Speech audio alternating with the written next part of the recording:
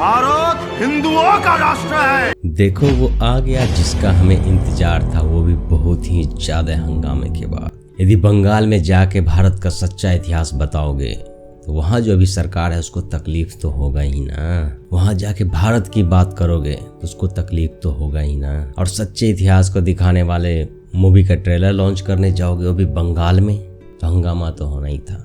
चलिए बात करते हैं।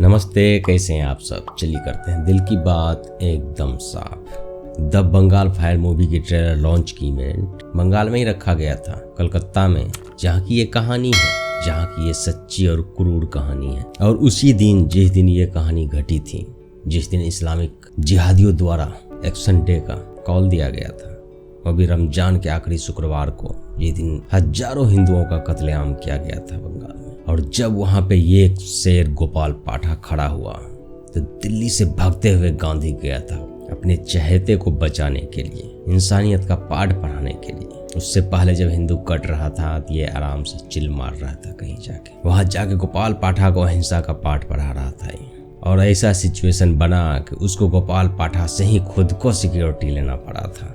बाकी इस घटना पे विस्तार से हम मूवी में देखेंगे और उस कहानी को प्रेजेंट में भी दिखाएगा कि अभी भी कैसे बंगाल में वही सब चल रहा है। अभी मुर्शिदाबाद में क्या हुआ था, मुर्शिदाबाद तो एक है, अक्सर वहां पे होते रहता था। संदेश खाली में क्या हुआ था, जो तब हुआ था वो आज भी हो रहा है।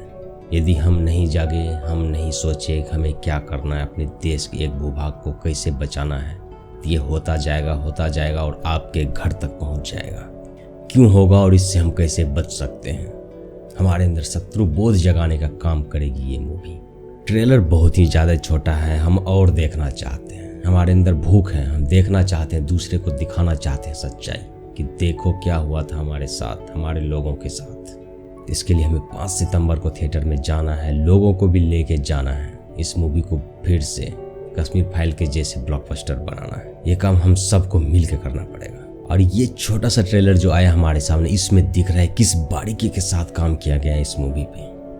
एक एक सीन, एक एक डायलॉग पे काम किया हुआ दिखाई दे रहा है। अब देख लो, जब बताया जाता है कि यहाँ पे 2 कानून चलता है, एक हिंदुओं का जहाँ पे सब एकदम भक्ति भाव में लीन है, अपने परंपराओं को निभा रहा है, शांति से जी रहा है, और दूसरी तरफ जो कानून चल रहा है वहाँ पे झुंड बना के सब युद्ध की तैयारी कर रहा है, हमेशा युद्ध की तैयारी में ही रहता है। ये 2 सीन दिखा रहा है किस तरीके से परफेक्शन के साथ इस मूवी को बनाया गया है। और गांधी का जो इस्तेमाल किया गया है एकदम परफेक्ट है, क्योंकि हमारे देश में बहुत सारे भी गांधीवादी हैं जिसको गांधी में मसीहा दिखाई देता है, जिसको लगता है कि गांधी ने देश को आज़ाद किया था। उसके चक्षु को भी खोलना बहुत ही ज़्यादा जरूरी है, उसको भी सच्चाई दिखाना पड़ेगा, गांधी का अच्छी तरीके से इस्तेमाल करना पड़ेगा। और उन्होंने किया है, हमें भी करना पड़ेगा, और होता हुआ दिखाई दे रहा है इस ट्रेलर में।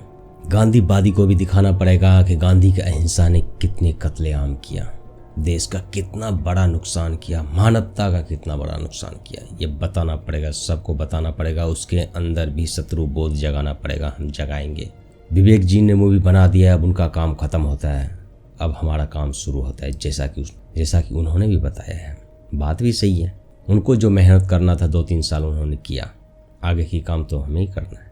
हमें इस मूवी को जन जन तक पहुंचाना है, जिसको बताना है कि देख तेरा शत्रु कौन है। और ये मूवी उसके लिए मील का पत्थर साबित होगा, पूरे भारत में शत्रु बोध जगाने के लिए।